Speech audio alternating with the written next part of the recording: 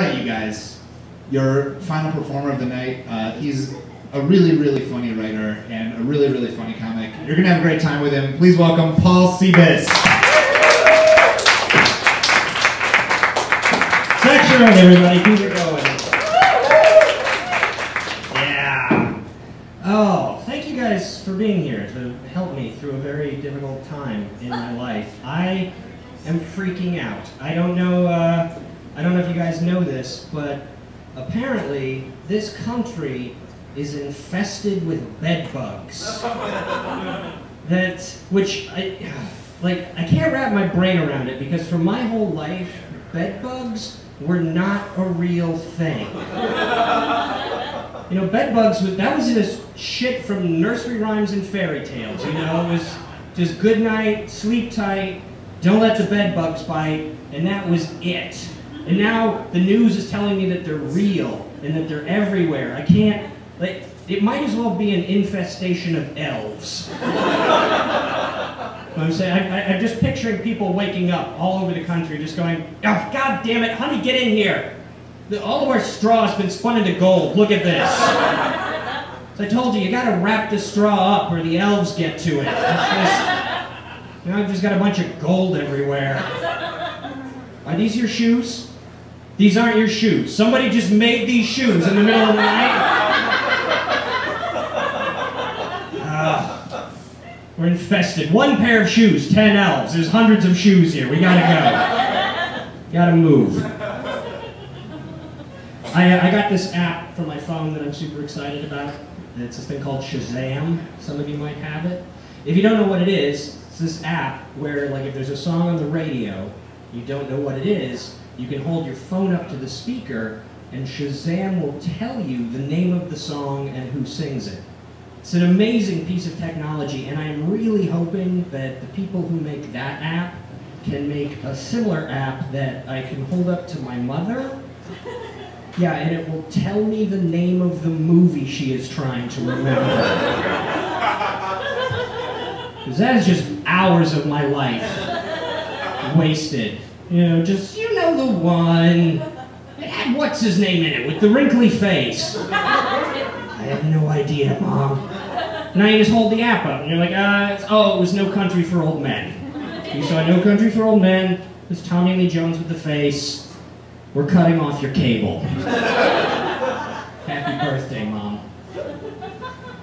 I'm looking for a new job, and I think I have finally figured out what I want to do with my life at the age of 31. And that is, I think I want to be the guy who goes around town and puts up all of the signs for boat shows, gun shows, and tattoo expos that happened weeks ago. Seems like it's kind of a recession-proof thing. So if anybody has an in, please let me know after the show. Yeah, I'm getting older, and it's got pros and cons to it. You know, it's con, getting hair on my shoulders. It's disgusting. I hate it. Pro, nobody I know talks about jam bands anymore. So that's great, you know. No one I know has to, like, sneak out of their house in the middle of the night to a string cheese incident concert just to get high without their parents finding out, you know. Everyone I know can just stay at home on their couch, get high, watch cartoons like adults. It's nice. I watch a lot of the History Channel when I'm home on my couch, and I don't know if you guys know this or not, but that channel has gone off the goddamn rails. Because, you know, the History Channel, it used to be about facts and learning and, what's the word? Well, that's right, history. It was the History Channel. But now everything on the History Channel is just a bunch of crazy make-some-upsies. You know, everything on that channel is just like, did Nostradamus team up with ghosts to fight dragons? The History Channel investigates. Now, there's actually a show on the History Channel called Ancient Aliens. Right? And if you haven't seen it, the whole premise of Ancient Aliens is that everything in history, like the pyramids and Stonehenge, was all the work of aliens. And there's even an episode that tries to make the point, what if the angels in the Bible were actually aliens? Okay.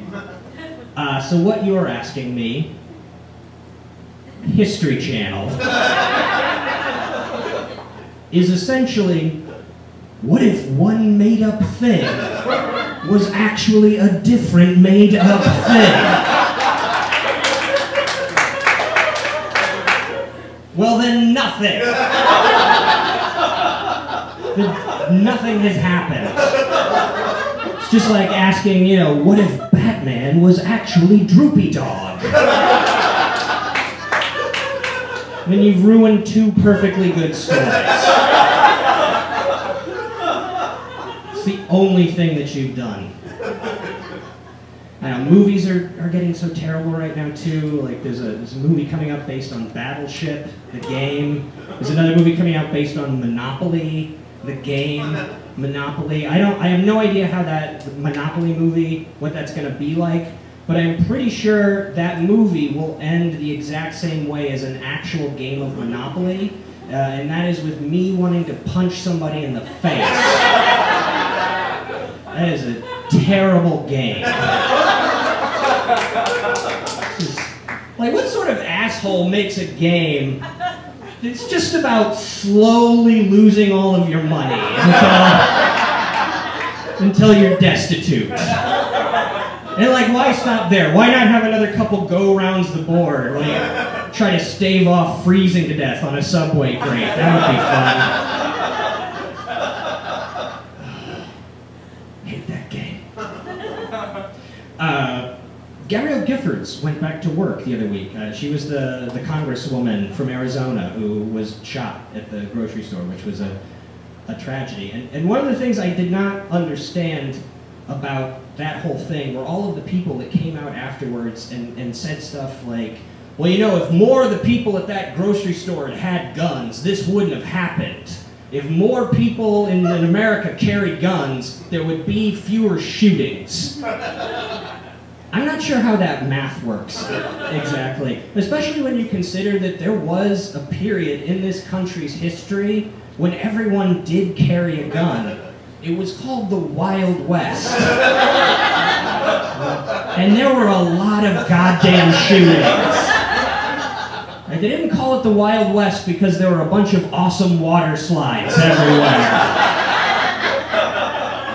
And they called it that because every minor disagreement ended with a gunfight in the street. I don't think we need to go back to that, you know, like, I don't want to have a showdown at high noon because I accidentally grabbed the wrong macchiato at Starbucks.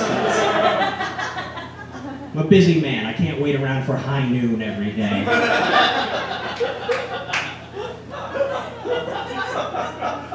I don't know, I don't have a problem with people owning guns, I really don't. I just think people need to be more honest about why they own guns. You know, it's like when you ask, you'll hear an explanation where people will say like, well, I own a gun because I want to be able to protect my family. And okay, I'm sure that's true, but if you break that down, really what's actually being said there is, I own a gun because I kind of hope I get to shoot somebody. You know, I own a gun because I lay awake at night staring at my ceiling, praying that every little noise I hear in my house is actually a crackhead trying to jimmy open a window. Just staring at the ceiling. Please, God. Please let tonight be the night. The night I commit consequence-free murder.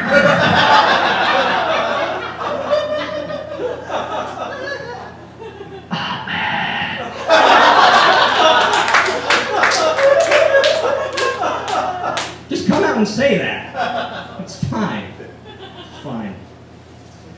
Another thing I'm not a fan of is all the stuff that kids are being taught these days about self-esteem. You know, it's I don't think it's helpful. And in fact, I think in the long run it's actually counterproductive.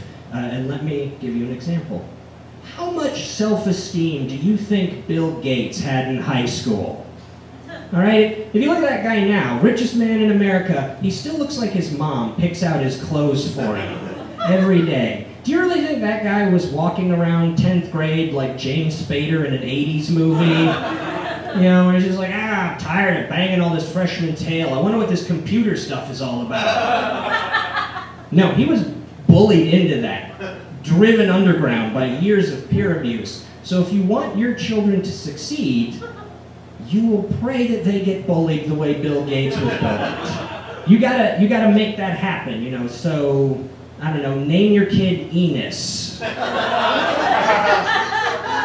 know, give him a dumb haircut, headgear, send him on his way to success. Because I think the thing is, we underestimate the importance of spite as a motivational tool. It's just, you know, it's powerful. I think like the three driving forces behind all of evolution are the need to eat, to find food, the need to reproduce, and then the need to wipe the look off that smug son of a bitch's face. So you got to instill that in your kid. Give him a little fire in the belly.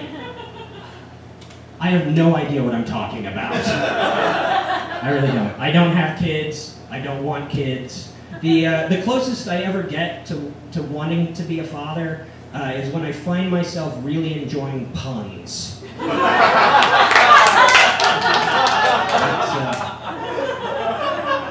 That's as close as it comes. You know, I'll be home alone eating cheese, and I will say out loud to nobody, "No, this is pretty Gouda."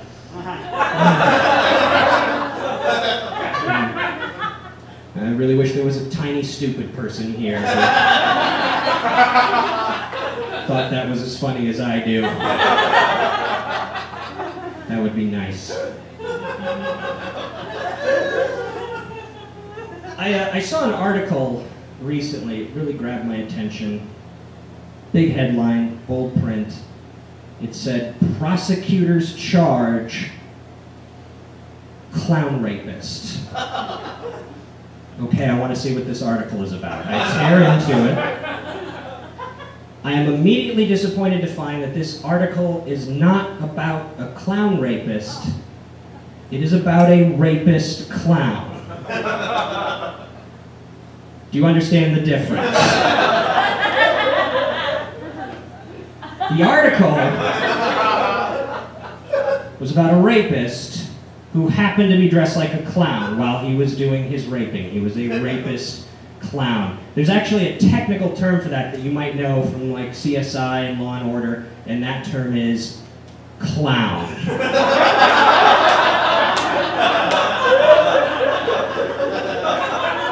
They're monsters, all of them. Just nightmares made flesh. Of course that's what a clown was doing. You don't need to spend 2,000 words of printed news on this story. Clown rapist, just so we're all clear, someone who rapes clowns. That's what a clown rapist is. They don't have to dress like a clown at all. They can dress like whatever they want. Somebody in this room right now could be a clown rapist, and we would never know it. Unless, of course, a clown walked in, and then I think it would get sussed out pretty quickly. Otherwise, very, very hard to tell. I don't know why I do this. I really don't. I don't like talking about myself. Don't like writing about myself. I don't. I have those friends though, you know, who are diary keepers, journal writers. You know, every day since they were little kids, and they'll tell me things like, "Oh, Paul, it's fantastic. I love being able to go back and see exactly what I was thinking when I was 13 years old." And okay, I'm sure that's great, but you know what? I remember exactly what I was thinking when I was 13 years old, and it was only two things. I'm sad, I have a boner. End of list. There was no need for me to write any of that down at all. If I had written it down, that's all it would have been. Just, I'm sad, I have a boner, over and over again like The Shining.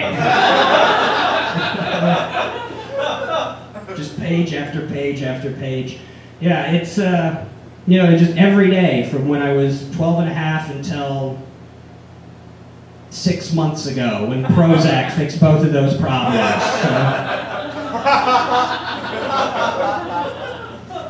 So we're doing all right now. Doing all right. Yeah, this, people sometimes will ask me about doing stand-up, and they'll say like, oh, isn't that embarrassing? I'm afraid to be up there in front of all those people. And I say no, because the truth is, it's pretty hard to embarrass me, because I do a pretty good job of it myself, as we can see. And let me give you maybe the best possible example of that. When I was younger, 13, 14, back when I was sad and had a boner, as we've established, around that same time, my mother had one of those back massagers, we'll call it. You know, one of those Brookstone, Sharper Image, not at all cock-shaped back massagers. Why would it be cock-shaped, Paul? It's for your back. Exactly. This is my point. Well, when my mother was out of the house, for any reason, I would steal that thing and go to town on myself. Not on my back. You follow? You follow? The sad thing is, I thought that I was a goddamn genius. The whole time I was like, back massager! These people have no idea what they've done. I'm reinventing the wheel here. Where do I sign for my Nobel Prize? Thank you. Yeah, so, you know, you might have good days, bad days. You might have embarrassing moments, but I can promise you, there is nothing in the world that compares to the day that you realize not only are you not a genius, but you and your mother have been sharing a vibrator.